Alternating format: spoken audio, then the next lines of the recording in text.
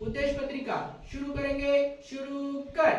आम्ही भारताचे लोक, भारताचे एक सार्वभौम समाजवादी धर्मनिरपेक्ष लोकशाही गणराज्य घडविण्याचा व त्याच्या सर्व नागरिकांस सामाजिक, आर्थिक व राजनैतिक न्याय, विचार, अभिव्यक्ती, विश्वास, श्रद्धा व उपासना यांचे स्वातंत्र्य, दर्जाची व संधीची समानता निश्चितपणे प्राप्त करून देण्याचा